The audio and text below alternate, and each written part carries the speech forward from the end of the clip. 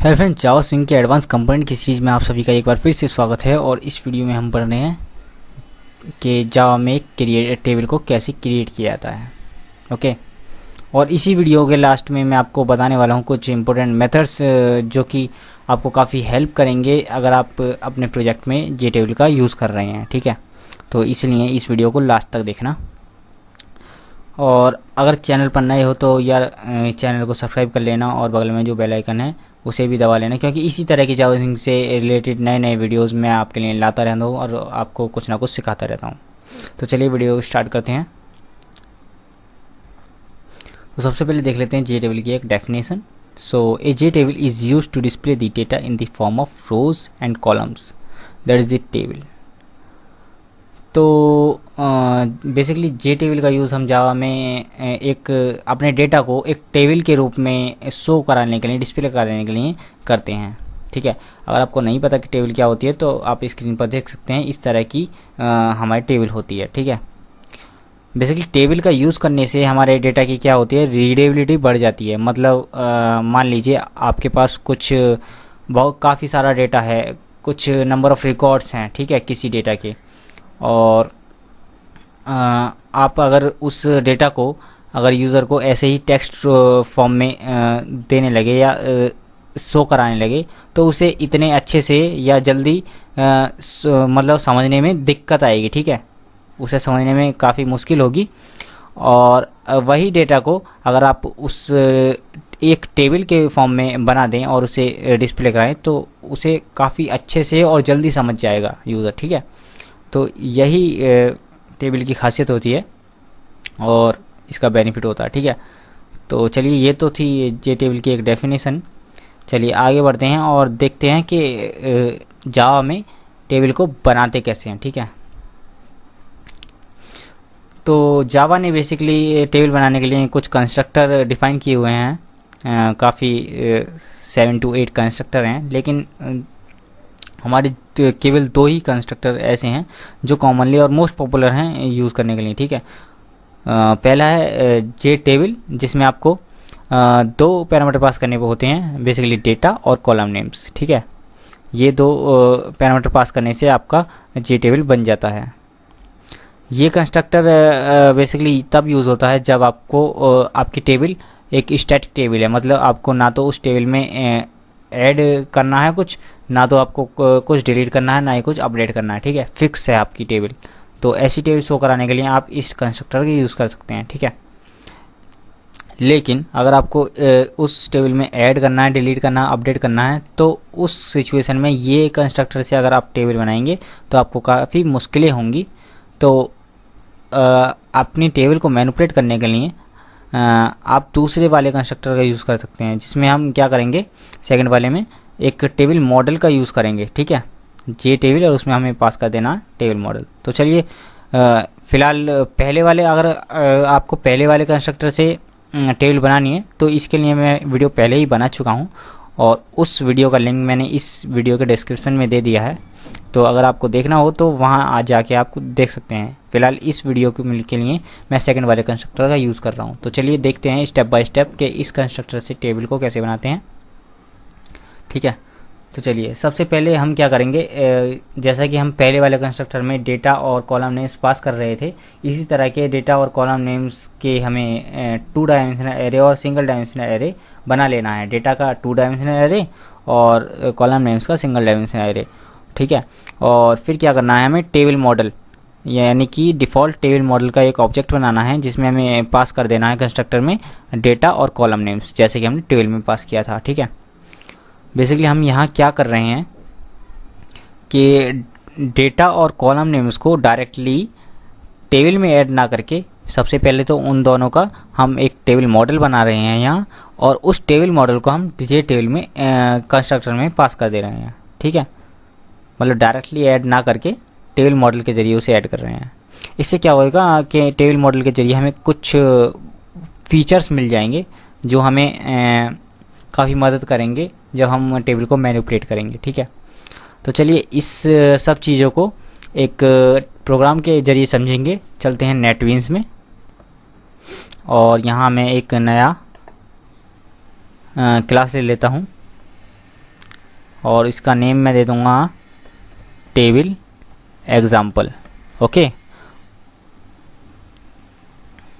और इस table example में मैं क्या करूँगा, public static void main method बना लूँगा। ओके, और इसी में मैं एक यहीं पर एक न्यू क्लास बनाऊँगा। ठीक है, क्लास माई टेबल नेम से, जो हमारा एक्सटेंड करेगा जे फ्रेम को। ओके, और इस क्लास का एक कंस्ट्रक्टर भी बना लेते हैं, माई टेबल। ओके, चलिए अभी इस नई क्लास जो हमने बनाई है इसका ऑब्जेक्ट हम इस मेन मेथड में बना लेते हैं, ताकि हमारा प्रोग्राम जो है वो रन कर सके। ओके, चलिए अभी क्या करेंगे, हम इस जे फ्रेम की सेटिंग भी कर लेते हैं। मतलब हम इसको साइज़ दे देते हैं, set size 500 to 300 and set default close operation. Sorry, हमें इसे इंपोर्ट करना पड़ेगा। सबसे पहले इंपोर्ट कर लेते हैं और set default close operation, exit on close. Okay, और सेट विजिबिलिटी सेट कर देते हैं इसकी, सेट विजिबल ट्रू। ओके, चलिए अभी क्योंकि मुझे इस फ्रेम में टेबल ऐड करनी है, ठीक है, तो टेबल ऐड करने के लिए सबसे पहले तो मैं आपको ये फ्रेम को रन करके दिखा देता हूँ कि अभी हमारे फ्रेम में कुछ भी नहीं है। ठीक है, ये हमारा फ्रेम है, अभी कुछ आ नहीं रहा है, ठीक है, क्योंकि हमने कुछ ऐड नहीं किया है। तो सबसे पहले मैं टेबल बनाता हूँ। तो टेबल बनाने के लिए, क्योंकि हमने देखा था कि हमें एक मॉडल बनाना है, तो डिफ़ॉल्ट टेबल मॉडल और model equal to new default table model.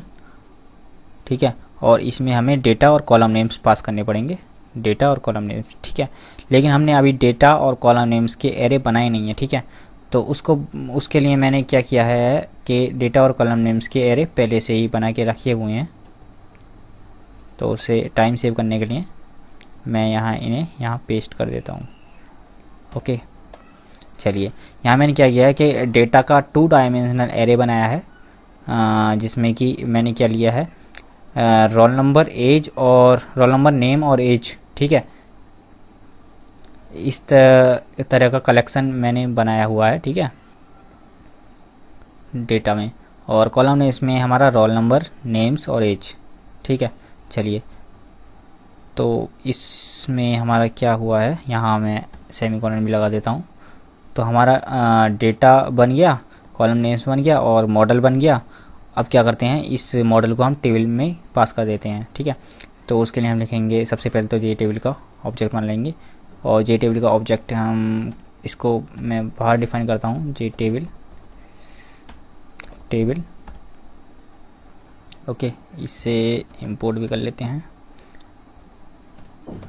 Table equal to new J table, और इसमें हम मॉडल को पास कर देंगे।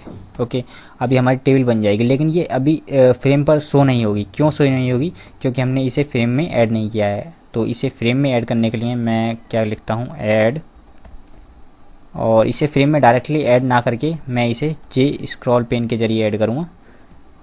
उससे क्या होगा कि मुझे एक स्क्रॉलिंग इफ़ेक्ट मिलेगा। ठीक है, टेबल के अंदर। तो जे स्क्रॉल पेन टेबल। ओके, और इस स्क्रॉल पेन को इंपोर्ट कर लेंगे। चलिए अभी हम इस प्रोग्राम को रन करते हैं। उम्मीद है कि हमारी टेबल बन जाएगी और फ्रेम पर शो हो जाएगी।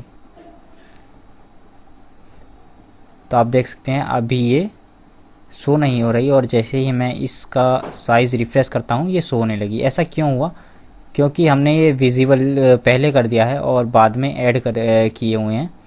तो ये मतलब क्या कहते हैं उसे, अपडेट नहीं हो पा रही। ठीक है, तो अब इसे अपडेट का, टेबल ऐड होने के बाद इसे हमें रिफ़्रेश करना है टेबल फ्रेम को। तो रिफ़्रेश करने के लिए हम क्या करेंगे, वैलिडेट। मेथड का यूज़ करेंगे। और अभी अगर मैं इसे रन करूँगा तो आप देखेंगे कि हमारी टेबल तुरंत ही शो होगी। ठीक है, आप देख सकते हैं। ठीक है, चलिए, तो इस तरह से हम एक टेबल बनाते हैं जावा में। ठीक है, आगे हम देखेंगे कि कैसे अगर हमें इस टेबल में कोई रो ऐड करनी है तो वो कैसे करेंगे, कोई अपडेट करनी है रो तो उसे कैसे करना है, और किसी रो को डिलीट कैसे करना है। ठीक है, चलिए